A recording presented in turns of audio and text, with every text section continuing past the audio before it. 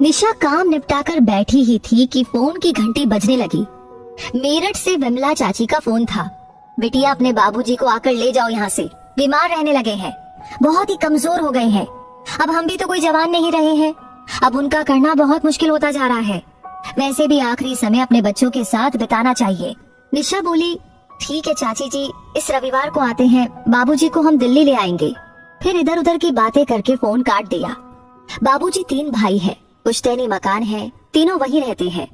निशा और उसका छोटा भाई विवेक दिल्ली में रहते हैं अपने अपने परिवार के साथ। 3-4 साल पहले विवेक को फ्लैट खरीदने के लिए पैसे की आवश्यकता पड़ी, तो बाबूजी ने भाइयों से मकान के अपने 1/3 हिस्से का पैसा लेकर विवेक को दे दिया था।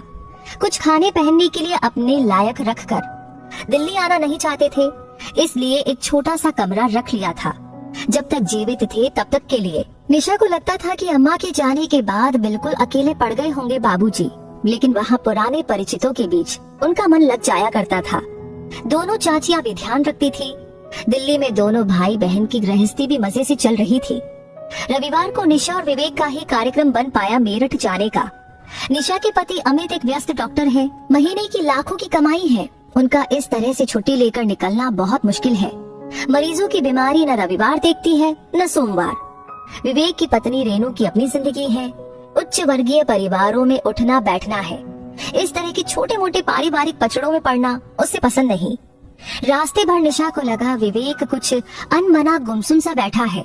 वो बोली, इतना परेशान मत हो, ऐसी कोई चिंता की बात नहीं है, उम्र हो रही है, थोड़े कमजोर हो गए हैं, ठीक हो जाएंगे। विवेक झेपते हुए बोला, अच्छा खासा चल रहा था, पता नहीं चाचा जी को ऐसी क्या मुसीबत आ गई कि 2-4 साल और रख लेते तो क्या होता। अब तो मकानों के दाम आसमान छू रहे हैं, तब कितने कम पैसों में अपने नाम करवा लिया तीसरा हिस्सा।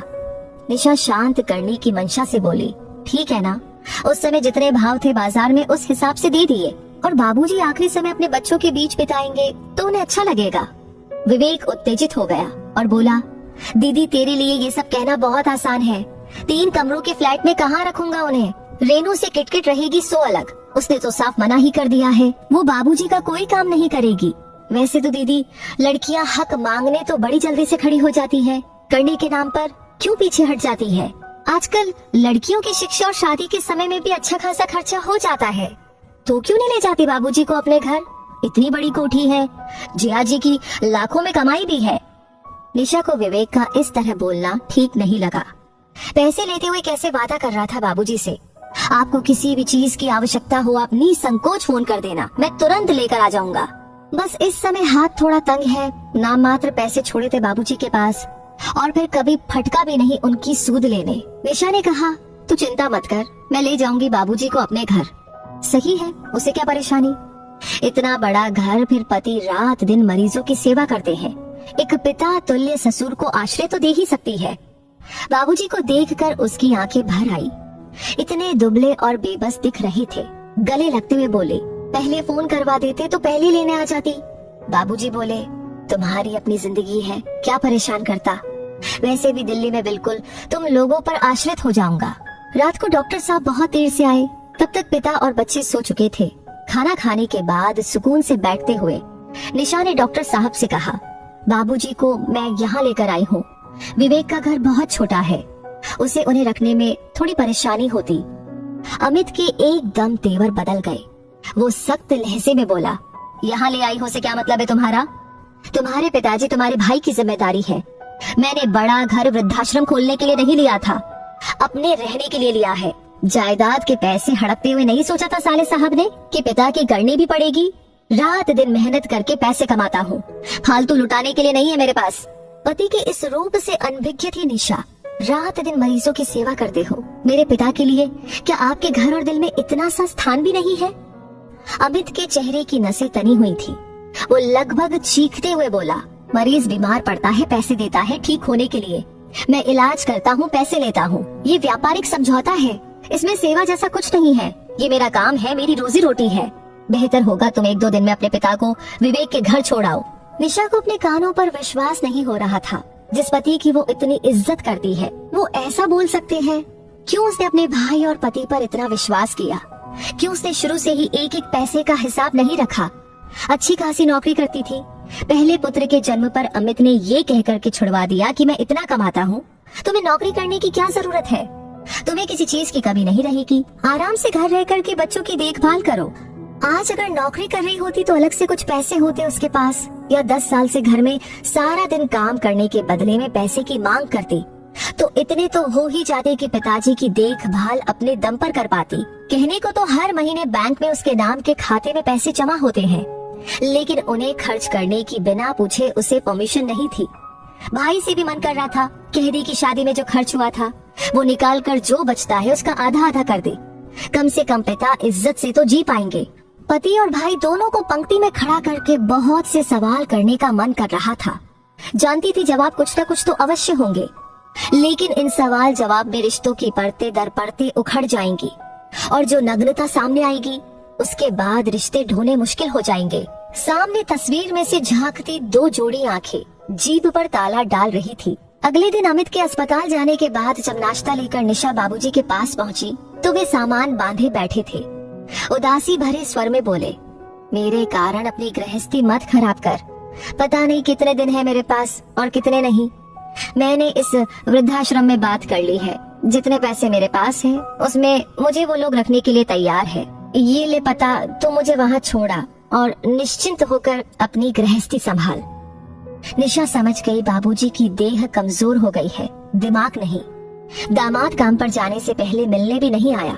साफ बात है ससुर का आना उसे अच्छा नहीं लगा। क्या सफाई देती, चुपचाप टैक्सी बुलाकर उनके दिए पते पर उन्हें छोड़ने चल दी। नजरें नहीं मिला पा रही थी, ना ही कुछ बोलते बन रहा था। बाबूजी ने ही उसका हाथ दबाते हुए कहा, परेशान मत हो बिटिया, परिस्थितियों पर कब हमारा बस चलता है। मैं यहाँ अपने हम उम्र लोगों के बीच खुश रहूंगा। 3 दिन हो गए थे बाबूजी को वृद्धाश्रम छोड़कर आए हुए। निशा का ना किसी से बोलने का मन कर रहा था और ना ही कुछ खाने का। फोन करके पूछने की भी हिम्मत नहीं हो रही थी कि वो कैसे है। इतनी ग्लानि हो रही थी कि किस मुंह से पूछे। वृद्धाश्रम से ही फोन आ गया कि बाबूजी अब इस दुनिया में नहीं रहे। 10 बजे थे, बच्चे पिकनिक पर गए थे, 8-9 बजे तक आएंगे। अमित तो आते ही 10 बजे तक है। किसी की भी दिनचर्या पर कोई असर नहीं पड़ेगा, किसी को सूचना भी क्या देना। विवेक ऑफिस चला गया होगा, बेकार छुट्टी लेनी पड़ेगी। रास्ते भर अविरल अश्रु धारा बहती रही। कहना मुश्किल था पिता के जाने के गम में या अपनी बेबसी पर आखिरी समय पर पिता के लिए कुछ भी नहीं कर पाई। 3 दिन, केवल 3 दिन अमित ने उसके पिता को मान और आश्रय दे दिया होता तो वो हृदय से अमित को परमेश्वर मान लेती। वृद्धाश्रम के संचालक महोदय के साथ मिलकर उसने औपचारिकताएं पूरी की। वो बोल रहे थे, इनके बहू बेटा और दामाद भी है रिकॉर्ड के हिसाब से, उनको भी सूचना दे देती तो अच्छा रहता। वो कुछ संभल चुकी थी, बोली कि नहीं, इनका कोई नहीं है, ना बहू है, ना बेटा है और ना दामाद है, बस एक बेटी है, वो भी नाम के लिए।